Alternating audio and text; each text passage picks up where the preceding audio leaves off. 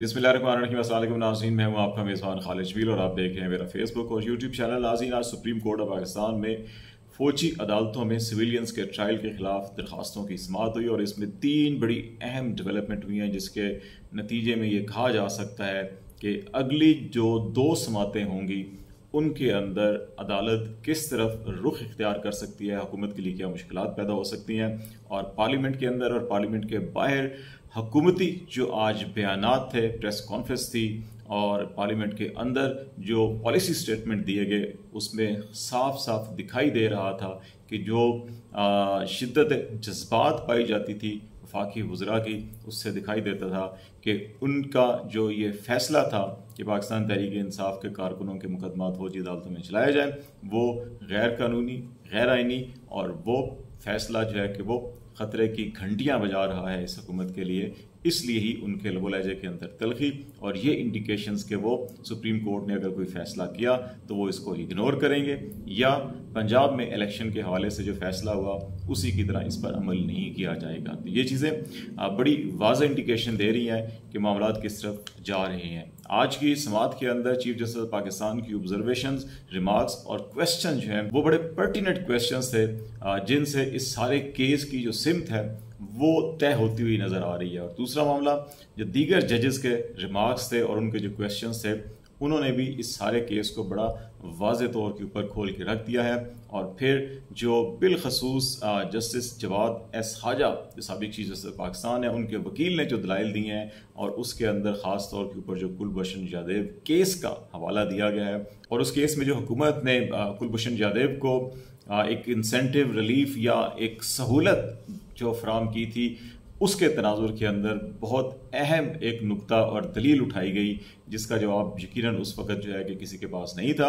अभी attorney general Pakistan ने कुछ बुनियादी डाटा शेयर किया है कि कितने लोग किस सूबे के अंदर पकड़े गए, उनके खिलाफ किस किस्म के मुकदमात हैं, और अभी जो पीर और मंगल को समाअत होनी है उसमें यकीनी तौर के ऊपर अटॉर्नी जनरल उन तमाम सवालात का और उन पॉइंट्स का जवाब ज़रूर देंगे जो इस वक्त तक उठाए गए हैं। लेकिन इस वक्त तक जो सूरत हाल नज़र आ रही है उसके अंदर जो 3 बड़े अहम पहलू हैं उस पर हम बातचीत करेंगे। एक, ये चीफ जस्टिस पाकिस्तान के रिमार्क्स के हवाले से, उन्होंने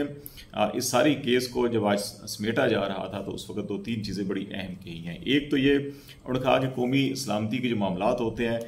वो बराह रास्त आर्मी एक्ट के ज़ुमरे में आते हैं, और लेकिन उसमें ये ज़रूर देखा जाना चाहिए कि क्या मुकदमात की जो मुंतकली का तरीक़ेकार है वो तरीक़ेकार क्या है, क्या वो तरीक़ेकार अडॉप्ट किया गया या नहीं किया गया। और फिर दूसरी ये बात कि सिविलियंस के फ़ौजी अदालतों के अंदर मुकदमात की नोयत क्या होती है, किस तरह से होता है, कि क्या एक आम सिविलियन को भी फौजी मुकदमात के अंदर, फौजी अदालतों के अंदर ट्रायल किया जा सकता है, या ऐसे सिविलियंस जो किसी फौजी के साथ मिलकर साजिश करें या मुल्क दुश्मनी की सरगर्मियों के अंदर मुलव्वस हों, उनके मुकदमात सिर्फ जो है कि इन फौजी अदालतों के अंदर ट्रायल किया जा सकता है। ये एक उनका बड़ा अहम मामला था। और फिर ये जो इस वक्त रिमांड पे दिए गए हैं जुडिशल मजिस्ट्रेट्स की जानिब से मिलिट्री की कस्टडी के अंदर, और वहाँ के जो मिलिट्री कोर्ट्स हैं उनके अंदर इनके मुकदमा चलाए जाएंगे, तो उस पर 2-3 बड़े अहम सवाल उठाए गए थे कि क्या जो FIRs दर्ज हुई उन FIRs में ऑफिशियल सीक्रेट एक्ट या मिलिट्री एक्ट की दफात या इल्ज़ामात लगाए गए हैं या नहीं लगाए गए हैं, और जवाब इसका नफ़ी में था। अगर वो नहीं लगाए गए तो फिर किस तरह से मुकदमे के अंदर इंसदाद दहशत गर्दी की दफात है कानून की, तो फिर ऑफिशियल सीक्रेट एक्ट किस तरह लागू करके उन अफराद को, और उनमें से भी पिक एंड चूज़ किया गया। अगर FIR 40 से 50 लोगों के खिलाफ है या 60 लोगों के खिलाफ है या 20 लोगों के खिलाफ है, लेकिन उनमें से भी 5, 7, 10 या 12 लोगों को कहा गया कि हमें दे दिया जाए, तो ये कैसा हो सकता है कि एक ही FIR उसमें ऑफिशियल सीक्रेट एक्ट की दफात भी ना हो, मिलिट्री एक्ट की दफात भी ना हो, लेकिन वो मिलिट्री ट्रायल कोर्ट के अंदर जाए, और आधे लोग जो हैं कि वो सिविल कोर्ट में और आधे जो हैं सेम मुकदमे के अंदर वो मिलिट्री कोर्ट में जाएं। ये बुनियादी जो इंसानी हकूक़ और आईन पाकिस्तान की जो 3 दफ़ात जस्टिस जवाद एस खाजा के वकील ने कहा कि इसमें जो 3 बुनियादी जो आर्टिकल्स हैं उनकी वायलेशन हो रही है, आर्टिकल 9, आर्टिकल 10 और आर्टिकल 25 आईन पाकिस्तान के, उनकी ये वायलेशन हो रही है। इस तनाज़र के अंदर ये कहा गया था कि रिमांड में बुनियादी चीज़ जो मिसिंग है कि हवालगी कैसे और किन शवायद की बुनियाद पर हुई, ये एक बड़ा अहम सवाल है जो चीफ जस्टिस पाकिस्तान ने उठाया था। और फिर इस सारी सिचुएशन के अंदर जो बाकी जजेस के रिमार्क सामने आ रहे थे, बार बार ये सवाल उठाए जा रहे थे कि क्या ये जो सारे केसेस हैं ये क्या तरीक़ाकार क्या होता है, मिलिट्री एक्ट के तहत या ऑफिशियल सीक्रेट एक्ट के तहत क्या इंक्वायरी होती है, या किस तरह से जुडिशल मजिस्ट्रेट को जो है कि वो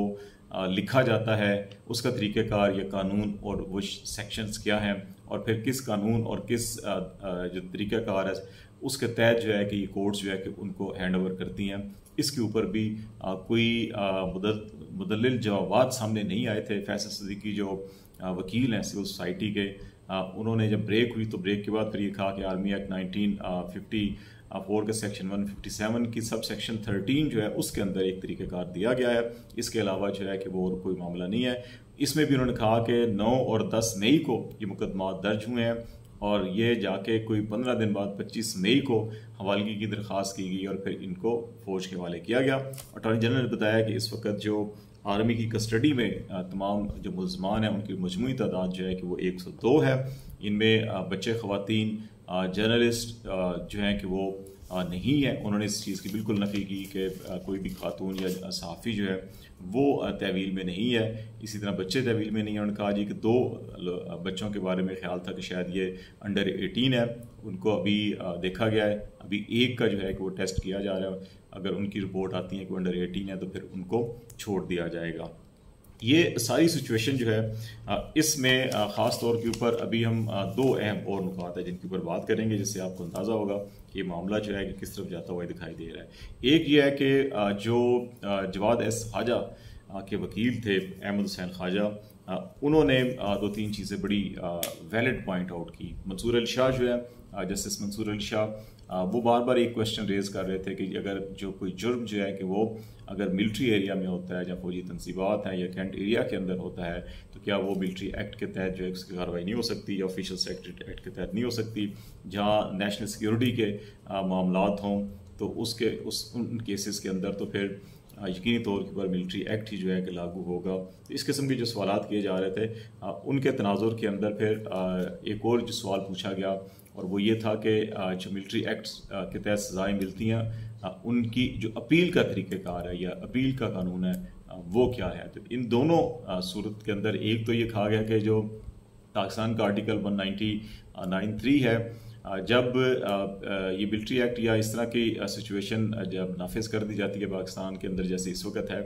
तो उसमें फिर हाई कोर्ट्स के इख्तियारात बड़े महदूद हो जाते हैं। तो इसलिए बराह रास्त मुकदमा जो है ये सुप्रीम कोर्ट में लाया गया। और दूसरा ये है कि ये कहा गया कि जो मिलिट्री कोर्ट्स के फैसले होते हैं उनके खिलाफ अपील का हक भी बड़ा महदूद होता है, और जो फैसले लिखे जाते हैं मिलिट्री कोर्ट्स के अंदर उसमें सिर्फ गिल्टी या नॉट गिल्टी लिखा जाता है, उसके अंदर रीजनिंग और उसकी जस्टिफिकेशंस और उसके जो मुतलका दलाइल जो शवायद हैं वो नहीं लिखे जाते। तो इसलिए इसका बड़ा लिमिटेड स्कोप होता है अपील का। और इसकी में जो सबसे बड़ी दलील दी गई वो कुलभूषण जाधव की दी गई, और ये वो दलील थी जिसकी बुनियाद के ऊपर जो है कि कहा जा रहा है कि केस के अंदर एक बड़ा अहम मोड़ आया और ये कहा गया कि कुलभूषण जाधव को मिलिट्री एक्ट के तहत कोर्ट मार्शल किया गया था। या पाकिस्तान के अंदर इंडियन नेवी ऑफिसर थे, ये जासूसी के इल्ज़ाम में पकड़े गए थे। जब उनको ये सज़ा दी गई तो फिर आलमी अदालत इंसाफ ने जब मिलिट्री एक्ट के तहत ये सज़ा दी गई थी तो इसमें फेयर ट्रायल के असूल की जो है कि उसको पॉइंट आउट किया था, कहा था कि इनको फेयर ट्रायल के लिए अपील का हक दिया जाए। और अपील का हक क्योंकि मिलिट्री को ट्रायल कोर्ट के अंदर जो था बड़ा महदूद था, तो इसलिए इंटरनेशनल कोर्ट ऑफ जस्टिस ने कहा था कि पाकिस्तान में ये जो कानून फिर एक्ट ऑफ पार्लियामेंट जो है कि बनाया गया था ख़ुसूसी तौर के ऊपर कुलभूषण जाधव के इस केस के तनाजुर के अंदर और आलमी अदालत इंसाफ के उस फैसले की रोशनी में, और उसमें फिर कुलभूषण जाधव को हाई कोर्ट के अंदर इस सज़ा के खिलाफ जो है कि अपील का हक दिया गया था। और फिर उसमें सुप्रीम कोर्ट और फिर सदर पाकिस्तान तक जो रेम की अपील की दरख्वास्त होती है वो हक दिए गए थे जो इससे पहले नहीं थे। तो ये वो बुनियाद थी जिसकी वजह से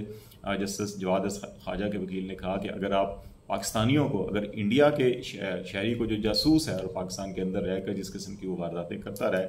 उसको आलमी अदालत इंसाफ जिस चीज़ को